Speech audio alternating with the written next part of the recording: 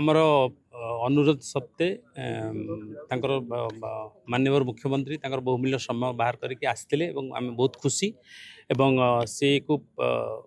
माने विजिट करने अर्थ हूँ तन्न तन्न कर परीक्षा कले जे ये स्टूडियो कौन काम होती सिनेमा शिल्प को आगू नापी एवं सिनेमा भल भाव में शूटिंग हो पार से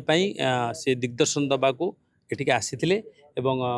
सबू आम सांगे चलिकी सबू पूरा पूरा डिटेल बोलिले चलिक सब जिन देखिले जहाँ जहाँ अभाव थिला तांको आमे कहलु एवं आमे आशा रखुँ निश्चित भाव में जहाँ रही गोटे सिनेमा गोटे पूर्णांग स्टूडियो करने जहाँ जहाँ अभाव अच्छी ताकू सी परिपूर्ण करेंगे एवं से कथा देकर आपण आगे गले मोर आशा विश्वास निश्चित भाव में खूब शीघ्र स्टूडियो शुभ उन्मोचन हम एवं जमती कलिंग स्टूडियो जमती गोटे सुनाम थिला दिने सेमती सुनाम फेरी आस नहीं सेमती देखले तो आमर कौन निगम रे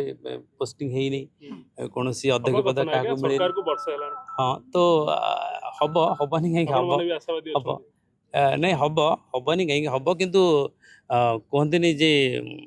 विलंब कार्य सिद्धि तेणु निश्चित भाव में जहाँ हम भल हम बर्तमान कलिंग स्टूडियो भल कथा है एक आम बाहर लोक भी मैंने आसिक गोटे एम्यूजमेंट पार्क हिसाब से भी यूज करें पिला धरिक आसतु सांगसाथी धरिक आसतु करेंगे ता सांगे फिल्म शूटिंग करने को जहाँ जहाँ सब दरकार स्टूडियो टेक्निकालिटीज हो जहाँ भी शूटिंग कर जहाँ जहाँ दरकार सब स्टूडियो भितर अच्छी और जहाँ ना मुख्यमंत्री निर्देश निश्चित भाव में आगामी दिन में हम आम दाबी करूँ एटी एयरपोर्ट रिप्लिका हो जो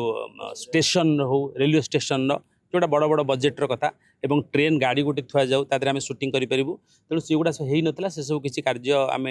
कहलु मुख्यमंत्री कहलु जनइलु हाँ रही आप देखुए सारा भारत में जो बड़ बड़ स्टूडियो अच्छी रामोजी फिल्म सिटी अच्छी से सिनेमा सहित लोक मैंने जाऊँच देखुं तार दृश्यराजी और गोटे एम्यूजमेंट पार्क हिसाब से वाटर पार्क ता भर रही तेणु सेमती खाली मु भारत बाहर भी जिते पार्क आम जाइए आम सिंगापुर जाइए भी देखिलु तेणु नहले गोटे सरकार किसी तो रेवेन्यू कलेक्ट करवा दरकार एत बड़ आयोजन करी एम्प्लॉय रे एत पैसा खर्च हम तांगे ये गोटे सामान्य सहयोग रही लोक मैंने भी देखिए आसवे जो मैंने भुवनेश्वर बुलिया आसुँच खंडगिरी देखिए तांगे ये भी मजामस्ती करें एटा मु निश्चित भाव में कह ये जो दुईटी पदक्षेप नहीं सरकार निश्चित भाव में स्वागत।